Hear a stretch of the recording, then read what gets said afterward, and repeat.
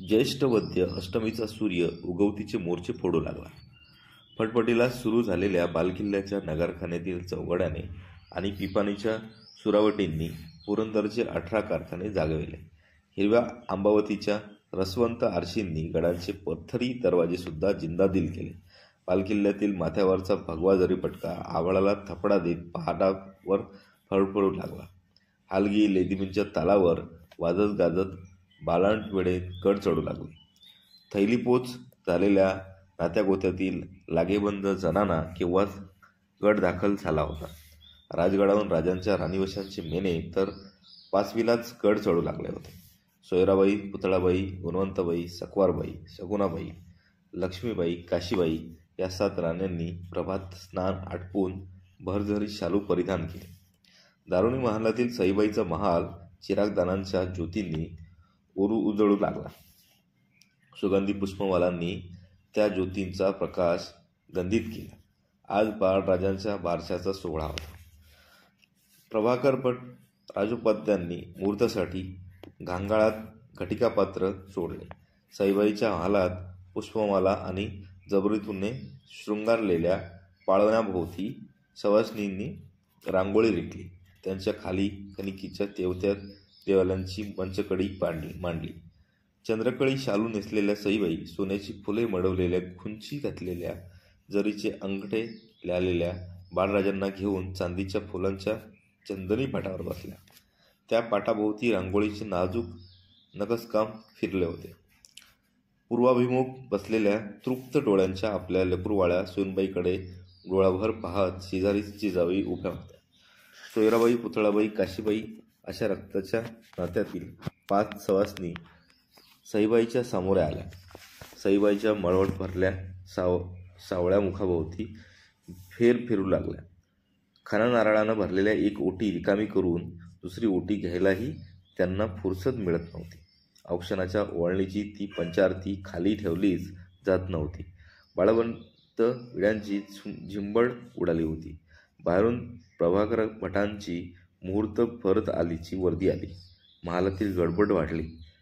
पाळण्याच्या एका बाजूला पुतळाबाई आणि दुसऱ्या बाजूला सोयराबाई उभ्या होत्या. पाळण्याशेजारी तबकात ठेवलेला गुंची अंगड घातलेली दगडी वरवंट्याचा कोपा पुतळाबाईंनी लाजून हसत उचलला. गोपाळ घ्या म्हणत तो आपल्या पाळण्यावरून 3 वेळा सोयराबाईच्या हाती दिला. पुन्हा तबकात ठेवला. नाव काय ठेवायचं? कुणीतरी जाणती बोली. बाळराजांचं नाव संभाजीराजे ठेवा. त्यांच्या काका महाराजांची ती यादगीर आहे. जिजाबाईंच्या पत्नीकडा ते नाव सांगताना आपल्या थोरल्या पुत्राच्या आठवणीने पाणावल्या. पुतळाबाईंनी बाळराजांना सईबाईंच्या मांडीवर अलगद उचलले. 3 वेळा पाळण्यावरून पलीकडच्या सोयराबाईच्या हाती देताना त्या प्रसन्न हसत म्हणाल्या, गोपाळा घ्या, गोविंद घ्या.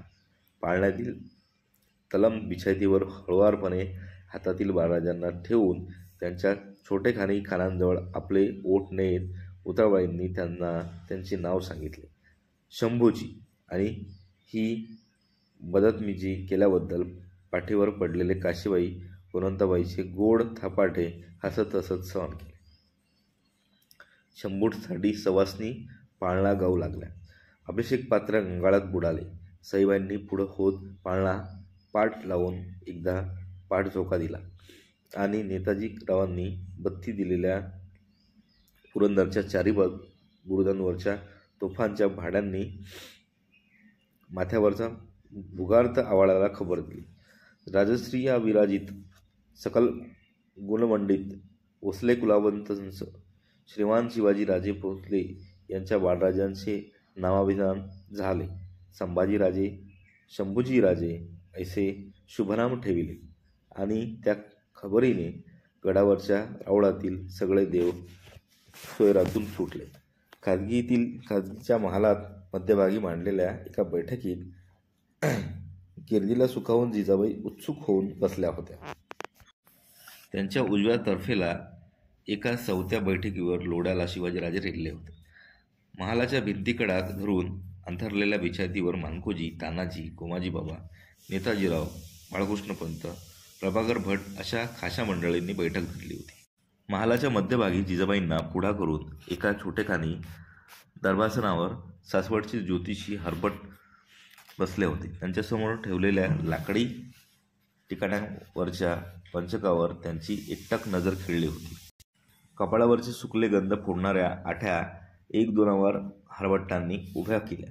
हाताच्या बोटांची पेरेक मोडून मनातल्या आकड्यांचा सरतपास केला. खांद्यावरच्या उपरण्याच्या नीट असलेल्या जरीकाठाचा जापता पुन्हा एकदा ठीक बसवला. भोवया उंचावून त्यांनी आपल्या लांबसडक बोटांनी समोरच्या कमलदानातले पीस उचलले. काळजीच्या बुधातील ते बुडवून कुलदैवतांचे स्मरण करून त्यांनी आपल्या पोथीवरच्या बदामी कागदावर सरासर कुंडलीपट मांडला. ग्रहांनी आपापली घरे घेतली. बोला शास्त्री, बाळराजांच्या ललाटीचे लेख ऐकण्याचा साऱ्यांचा मनशा पुरा होऊ दे. जिजाबाईंची उत्सुक नजर हरभटांनी आखडलेल्या कुंडलीपटावर जखडली.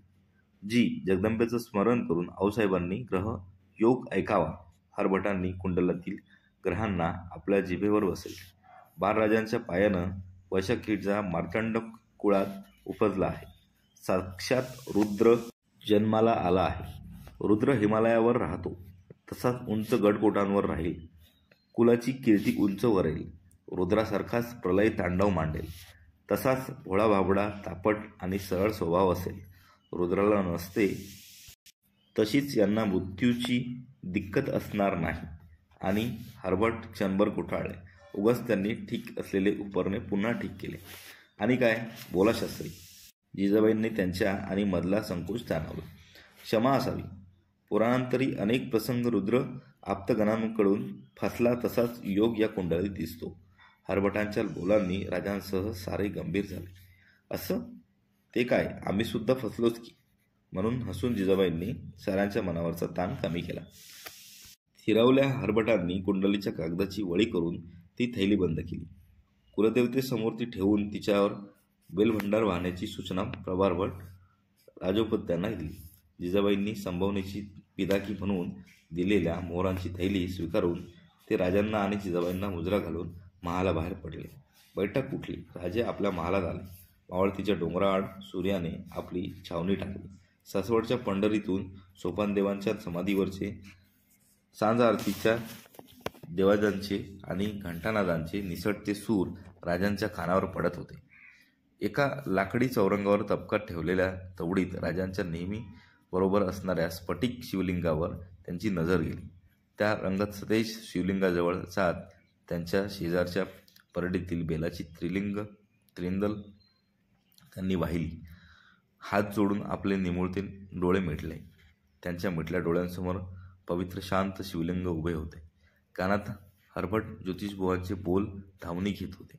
पुराणांतरी अनेक प्रसंगी रुद्र आप्तगणांकडून फसला ना तसा योग या कुंडलीत दिसतो.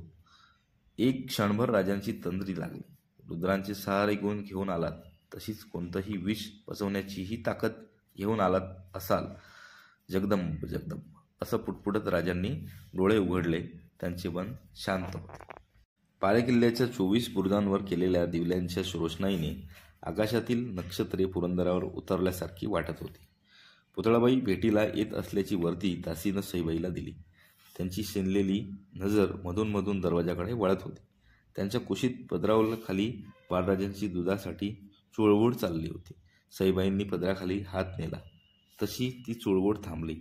हे बाळणपण सईबाईंना मानवलं नाही.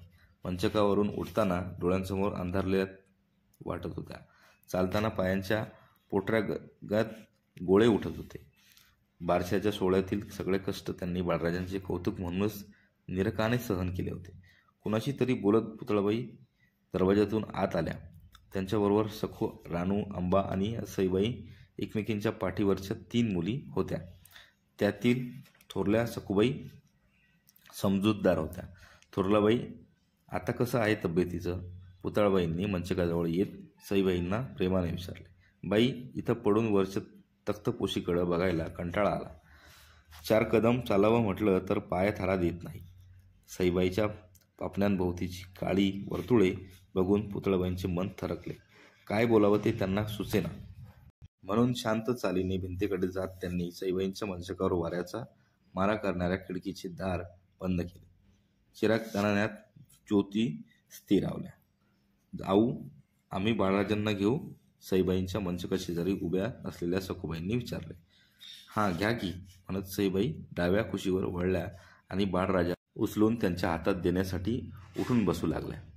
लगबगीने पुढे होत पुतळाबाईंनी पंचकावर बाळराजांना सखूबाईच्या हातात हरोळापणे दिले. अर्धवट उठलेल्या सईबाईंच्या मानेखाली हात ठेवून त्यांना मंचकावर लेट ते केले.